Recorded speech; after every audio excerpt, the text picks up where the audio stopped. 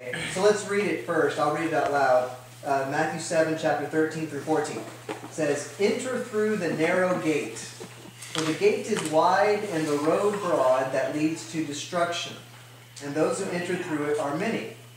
How narrow the gate and constricted the road that leads to life, and those who find it are few." All right. So like I said, read Lance said it every once in a while. Okay. So I have a little story for you, Ag. Okay, all right. Hometown. When I was in high school, I was a band nerd. Represent. Yeah. Okay. And the band nerd hangout was the Whataburger in town. Yeah. Because it was the only thing open after the football games. Okay. So after a football game when I was 16, it was in football season. I had just got my license in May, so that was like, what, 3 or 4 months later, okay? It was after a football game, and I was at Whataburger, okay?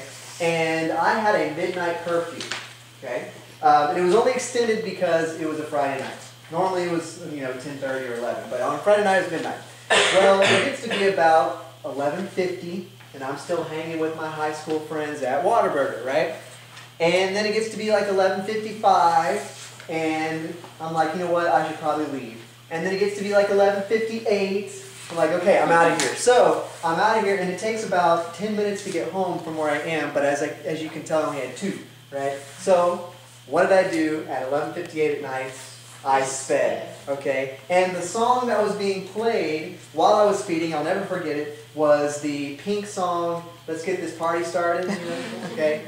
And so that song made me drive even faster because it was just such a cool song, right? Okay. And I was going down the main road that everybody knows is a speed trap, and I was dumb, and I was going 50 in a 35. Okay. So, lo and behold, I get pulled over for the first time in my life, and I was only like 4 months into driving, and I was late for curfew, and now I have a ticket, okay? So now I hate that song, all right?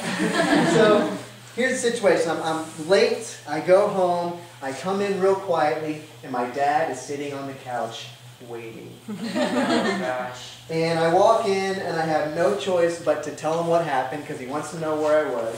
And he says the words that no kid ever wants to hear. "Go to bed, and we'll talk about it in the morning." Oh, I hate that. Because I told myself, just kill me now! Don't make me wait! Right? So, I sleep through the night. The next day, what I found out was he was using that time to settle himself down. Okay, so the next day he gave me a lecture about driving safely and blah, blah, and I was grounded for 2 months from my car that I just got. Right? Yeah, sad news, okay? So, why do I tell you this story, okay? I tell you this story because I think it illustrates perfectly the verse that we just read. And I'm going to read it again. "Enter through the narrow gate, for the gate is wide and the road broad that leads to destruction. And those who enter through it are many. How narrow the gate and constricted the road that leads to life. And those who find it are few." Okay, so the basics of what this passage is saying is that the way to destruction, the way to sin, is a broad road that a lot of people go down. Okay? And a lot of people can easily fit in this road. What I like to imagine is the road to destruction is like a big highway in Houston.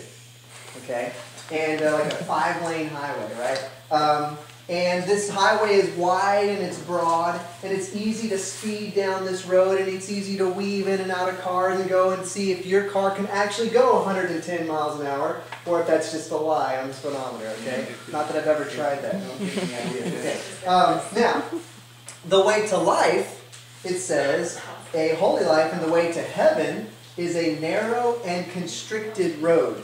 Okay? So I like to imagine a park road that you can only go 20 miles an hour down, right? Okay? So the way to destruction is sin is this 5-lane highway that you can weave in and out and speed all you want, and the way to heaven is a constricted road you can only go 20 miles an hour on. Okay? That's what I like to imagine, okay? Now, of these two situations, the huge highway and the 20-mile-an-hour park road, which one would you say gives the drivers more freedom? Destruction. What? Destruction. The one that's the big road? Yeah, Okay. that's what it seems, man. Right? Okay. So the road that has 5 lanes and you can go as fast as you want seems like it gives the driver more freedom. Okay? But let me talk to you about the definition of freedom. Okay? In my opinion, I'm not Webster. Okay, I don't call it Webster, but in my opinion, there are 2 definitions of freedom. The first one, freedom. The ability to do whatever you want, absolutely, regardless of risk and harm or injury. Okay? Second one, freedom. The ability to do whatever you want within a set of boundaries to prevent harm or injury. Okay. Notice that both of these definitions start with the ability to do whatever you want. Okay? One of them says absolutely, regardless of the risk of harm or injury. The other one says the ability to do whatever you want to within a set of boundaries to prevent harm or injury. So the question is, which one do we want? Second one.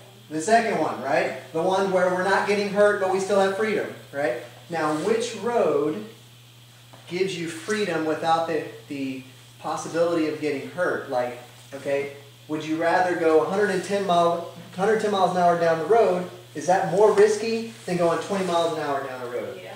Yes, okay? Although, sometimes in the park it's kind of dangerous because my grandma, she was in a park and killed the duck with her car. Right, it was pretty The duck should have taken a different road. Not only did she kill a duck, but she killed a duck in Taylor, whose mascot is the duck. And it was very- They're all after the torches. Okay, so, besides that, okay, obviously the road that is safer gives you the more freedom. And I'm going to explain to you what that means, okay? I'm a gymnastics coach, okay? And I tell my gymnastic guys, you can do whatever you want in the pit because there is a low chance of injury in the pit. If you hurt yourself in the pit, you deserve to be hurt, okay? Okay, now, when they finally get it good, I say, now let's bring it over to the big apparatus, but we're still going to put some mats under here because I'm not crazy, right? And there's this one kid that I have, and he wants to do all of his skills first on the big stuff. I'm like, really? Do you want to die? No. Okay, let's go to the pit, right? Okay, so as a coach, yes? Does that have like those foam blocks in it? Yes, sorry, yeah. So hard to The get at pit is the foam blocks, okay? Okay, now, here's my next question, okay? What does all of this have to do with my first story and God's plan and desire for us? Okay, so, first of all, we all wish that the road that led to life was wide and broad, and we could do whatever we wanted to, and we could weave in and out and drive 110 miles an hour and still live a holy life and go to heaven. But you know, and I know, that we just can't do that, okay?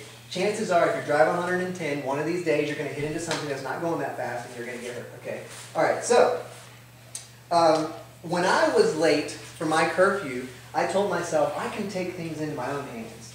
I can decide when I leave, and if I'm leaving a little bit too late, then I can change the way things work, and I can speed. Even though that speed limit sign says don't, I can do whatever I want to make the situation work for me.